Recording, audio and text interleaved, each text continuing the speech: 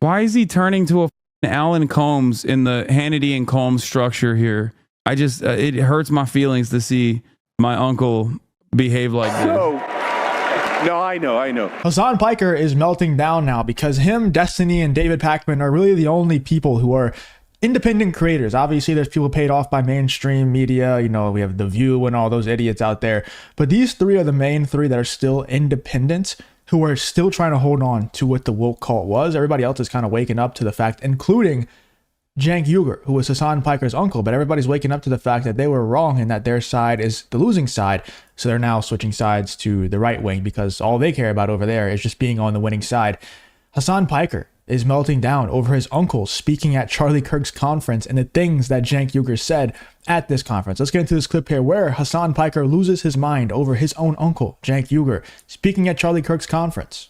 Tolerate their intolerance, because their intolerance is inherently illogical. Their intolerance is not coming from a place of genuine concern, but pure anger. And oftentimes, it is a very apt mechanism of distraction and deflection away from the real vectors of harm in contemporary society. It's stupid. This doesn't mean that you should, like, I don't know, actively treat every anyone and everyone as though they're Charlie Kirk. You know what I mean? Like a professional villain. But it certainly means that it certainly means that, like, stay true to your convictions and try to find areas where you do agree that do not pertain to shitting on trans people or shitting on black people. Or you can stay civil, especially when you're having a conversation with, you know, normal conservatives who are victims of propaganda themselves, understanding that they arrived at these positions due to so much social conditioning. Okay. Yo, you just said not to compromise. You need to be more careful with your words. Yes. Never compromise on your values. The f do you mean? Never compromise on your values and never capitulate the right-wing framing. Absolutely. But yeah, Hasan has definitely, he's lived that for sure. Hasan Piker definitely does not compromise on his values. His values, such as saying things like America deserved 9/11. And things like that. He doubled and tripled down on that when confronted about it. Hasan has supported Hamas and he's doubled and tripled down on that. He definitely doesn't bow down to the right wing. He definitely doesn't. The things that he says are absolutely insane. And I'm one of those people that, you know, I would say I'm kind of more on the edgy side of things. I'm pretty black-pilled, right? I don't think there's much good coming for this country. I just don't. I think there's just evil people running it, and most people are just not awake to that fact. Even the people who think they're awake, they're going after the wrong people. So, like, when it comes to the Middle East stuff, I kind of just on the side of, like, I don't really care who wins or loses. I hope they both lose. They have nothing to do with me. The only thing I care about is stop taking my money out of my pocket and sending it over there for children to be killed. That's what I care about. So I don't have a side, okay? But saying that you support Hamas is clinically insane. They're terrorists. They're horrible people. I don't care which side that you're on. They are bad people. And Hasan supports them. And he said that over and over again. He definitely doesn't bow down to the right, for sure. That doesn't mean that you should also be antagonistic or aggressive to some random conservative person that you met. Okay? I try to play this delicate line fairly well to the best of my ability. You can find similarities. You can find shared interests. You can find areas of civility. You can find areas where you're in agreement. That is how you're supposed to do that. That is actually a very successful way, in my opinion, of actively de-radicalizing people. But the similarities that you find should not be centered around how you also personally think, yeah, some of these trans people are weird and gross. Like, creating a permission structure to shit on trans people is stupid, because all of a sudden now you're just continuously normalizing their attitude. You're giving them additional security in their bigotry rather than try to decouple them away from this bigoted way of understanding the world. Now, of course, Charlie Kirk himself is not, you know, a random conservative guy. He is actively working to create more random conservative guys and doing it fairly successfully. He is a part of a major machine, and his wealth and his... If you enjoy content like this, then make sure to leave a like and subscribe to the channel. It really does help me out a ton. Let's get back to the video. Prominence in this world relies on him successfully doing so, relies on him actively turning people more conservative. So you got to know what to convince the American people of and what to hold your ground on. And the number one thing to hold your ground on is constitutional rights. So I'm going to do some... Like the Second Amendment. What? You said not to compromise with conservatives is about finding middle ground? No, dude. You completely misunderstand my point, okay? You completely misunderstand my point. What do you mean finding a middle ground? Conservatives say mass deport every single immigrant living on U.S. soil. You say don't mass deport any immigrant living on U.S. soil. Is the middle ground that we just deport, what, 10 million migrants then? Like, the idea that there is a golden mean in every situation is perhaps one of the most commonly misunderstood positions that people just slap on to every single instance where it doesn't fit. Okay?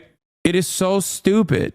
If the fundamental principles are completely flawed, you can't compromise on that. Okay? No, it's about trying to understand why they think that way. Usually they have misinformation. It's about educating them by finding where they're at. Isn't this just wild? Like, this is why I'm black-pilled right now. Number one, what the hell is he even saying? Like, he's just saying a bunch of words. Number two, both sides think the same exact thing about one another. Like, they think we are brainwashed. They think that we are victims of misinformation. And look, a lot of right-wingers probably are. But they think the same thing about us that we think about them. Now, I obviously think that we're correct. You know, I do. I genuinely do. When I sit back and look at it from a bird's eye view, most of the time, the side that wants to censor the other side, the side that will not sit down and debate the other side, and when Hasan Piker is melting down over Cenk Uygur sitting down with the other side and having a conversation, that side is normally the one that's wrong because they don't want to compete in the marketplace of ideas. But they still think and say the same exact things that we say about them and truly believe it. Isn't that just another black pill right there? Like, that just shows me that we have no hope. We have 50% of the country fully convinced the other side is brainwashed, and the other 50% is fully convinced the other side is brainwashed. How do we even come to a compromise? How do we even come together to make the country a better place at that point? It's just broken.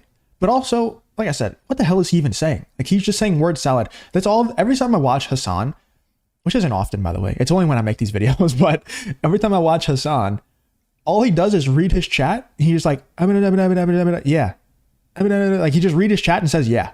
That's all he does. He just yaps. It doesn't make any sense. What do you mean? Okay, you can't say it's about finding middle ground. Ironic, because you just started this process by saying you need to be more careful with your words. And then you literally went into a position that is entirely different than this. Maybe you should be more careful with your words, chatter. The f do you mean? You said it's about finding middle ground. No, it's about trying to understand why they think that way. Usually they have misinformation. It's about educating them by finding where they're at. Yeah, I don't disagree with this. And not only do I not disagree with this is something that I believe personally as well. I know where a lot of that that false belief comes from. I just described it. If you were listening to my words, you would have understood it. I said it comes from social conditioning. But it's not about finding middle ground. It's about finding common ground. And it's about reorienting people's anger to the appropriate vectors of pain. It's about recognizing where that harm comes from and then saying, I see you, I feel you, and I know exactly where it's coming from. It's not like one of the easiest ways to kind of just judo your way out of this argument whenever someone is being like hyper transphobic is telling them, like, it's not, you know, your manager is not a trans person, okay? BlackRock buying out the remainder of the available housing inventory is not conducted at the behest of big trans. It's not a trans person. It's not an undocumented migrant that's like your landlord that is causing you pain in your life. It's not an undocumented migrant that's your manager, okay?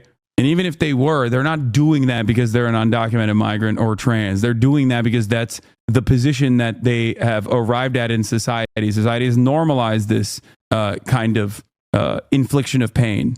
Yeah. People be like, I'm so mad that eggs are $8. And it's like, yeah, it's because of trans people. You know, it's the corporate structure. It's the fact that American Congress is bought and sold by corporations. To hold your ground on is constitutional rights. So I'm going to do some... Like the Second Amendment. I mean, here, hit him back. Hit him back with the Second Amendment is a false interpretation. The modern understanding of the Second Amendment is completely at odds with the way that it was historically interpreted. Go ahead. Don't let him get away with that. Come on. Shaky Gurga.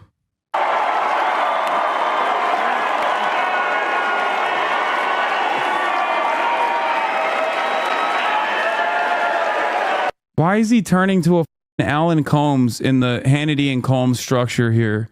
I just, it hurts my feelings to see my uncle behave like this. So, no, I know. So guys, look at Hurts his feelings because, like I said earlier, these people don't want to compete in the marketplace of ideas. It hurts his feelings because he's thinking, man, my uncle is really betraying us by talking to the right wing. Like, that's what he genuinely thinks. It's a wild way of thinking, in my opinion. When I used to do a lot of live streams and stuff, if you guys don't know, this isn't like my first YouTube channel. I had another one. It's now called Bring the Asteroid, and I have somebody else hosting it. But that was like my first YouTube channel, and then something happened with it. It's all good now. Everything is sorted out. But I used to do a lot of live streams, and I used to try to seek out leftists to debate and come on stream and talk to me and like have conversations. It was impossible. I actually know this guy, like friend of a friend. We used to play video games in the same Discord. It's crazy. But it's this guy, his name's Papa Gut. You might have heard of him. I think he was pretty big on TikTok for a while. And I don't know if he's necessarily a leftist, but he definitely disagrees with me on a whole lot of things. And I tried to get him to come on and he just wouldn't do it. And we have like mutual friends and stuff, and he just wouldn't do it. And I've asked a ton of other leftists, they just won't come on. So whenever people like Hasan Piker see his uncle, Cenk Uygur, talking with the enemy, it hurts his feelings. You know, it probably makes him, it probably hurts. It's like, damn, I thought we agreed. We all had this agreement, right? We're not supposed to talk to them. They're bad people, everything like that.